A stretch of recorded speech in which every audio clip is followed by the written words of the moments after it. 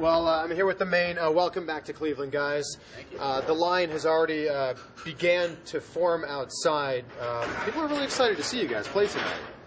We're very excited to play. It's been about a year since we've been back in Cleveland. Now, it's also been a while since you guys have... No, it hasn't been a year? We're here in October with Never Showed Up. Oh, okay. All right, so it's been a calendar year, I guess. Yeah. Last time you guys were here was 2010. There you go. Yeah, we saved it, yeah. It's been a while since you guys have like, released new material, but I know on this tour you're playing new stuff. What's it like going on stage? Everyone's rocking out to all your songs, singing along, and then you go, all right, we're going to play a new song. What's that like? I don't know. It's kind of testing the waters for us at this point.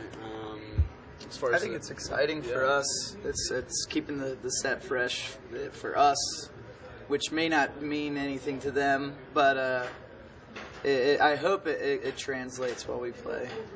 When you guys named your band the Maine, did you assume that everyone was just going to know, or that you weren't from Maine, or does everyone think you're from Maine? I don't even think we thought about it at all. I don't think we anticipated all the questions coming from that. Yeah, I think it just kind of happened. It was just quick and happened, and it stuck, and that's kind of how it's been. Well, I'm not going to ask you guys, oh, are you from Maine? I'm also not going to ask you the other obvious question that you get all the time is, how's the tour going? But I am going to ask you some questions about your music, and I want to know, you guys sing a lot about girls. Is it one particular girl, or is it several girls, or is it no girl in particular, it's just, it could be any girl? It might not even be girls. Okay. And not meaning it's boys, but it could be used as a metaphor. All right. Who is the girl that wears Prada? I don't know any girls that wear Prada. But Prada is what she wears. It is what she wears, and I'll meet her someday, but... she's hypothetical. Yeah. Oh, really? Yeah. Are you guys learning about this for the first time like I am? Yes, yeah. I'm figuring it out right now. All right. I know you guys have been spending a lot of time on the road. When was the last time you guys were home? We were home about a month ago. Yeah, it was only a month ago. And you're home for like a couple weeks? We were home for a couple weeks. We had just done a bunch of stuff internationally. We went to the Philippines and Australia and Europe, and then needed a break. And so we went back home and kind of got the set all amped up, so to speak. Rehearsed for about 3 weeks and then started this tour. When you go home, do all the venues there go, come on, you guys, can you just play one song? Can you just play a couple songs for us? Definitely not. No, Definitely not. No? Yeah. I mean, to be honest, we probably, could bring more people here than we can bring at a home. So it's kind of, I don't know. It's a weird thing. Yeah, it's kind a of weird weird for us market. like that. Hometown's great. There's nothing wrong with hometown, but sometimes getting out of Arizona is good for us and playing elsewhere. And I know you guys just played New York, and it was awesome because the show got sold out, and then you guys added on a second show. I mean, how does that feel? You're selling out one of the biggest cities in the world.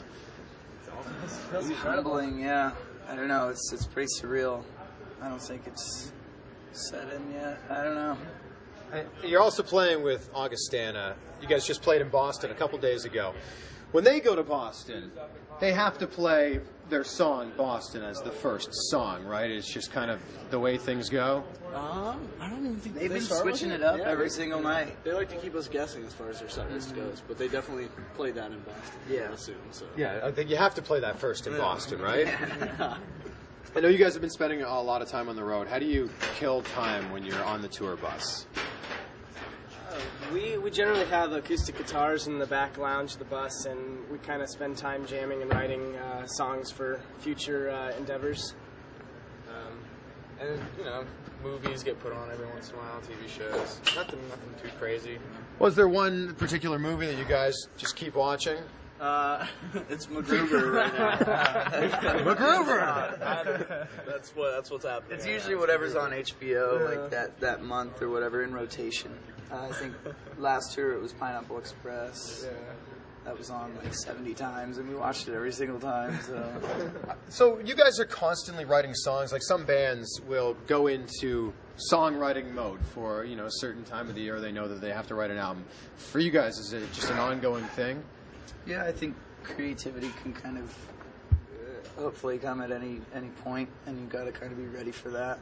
So we don't want to just put all our eggs in one basket when it's writing time. I think you kind of cripple yourself if you just allot yourself a little bit of time to write. So we like to keep the door open.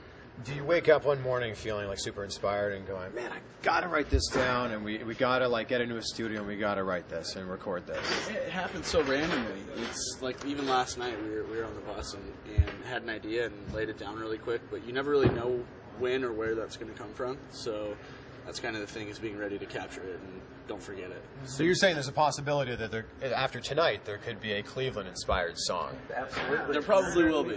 Probably will be. Well, you know, last time Lady Gaga was here, she wrote a song, was very inspired by playing here and very inspired by checking out the Rock and Roll Hall of Fame. She won't say what song it is, but there's a Lady Gaga-inspired song. Sounds like it might be pretty good. Edge of Glory or something. Could be. You know how I first found out about you guys was the Akon cover. Oh, nice. And last time I saw you guys play, you didn't play it. Nope. Is it out of the set list completely? Yes. Forever. Yes. Why?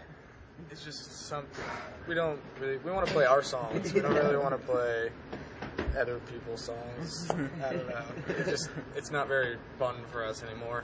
But when you listen to that Punk Goes Acoustic album, front to back, there's very few songs that are actually listenable. That's not a word, but you know, that are tolerable. And it's not a knock against the other bands, but that's, you know, kudos to you guys for making a song that sounds great.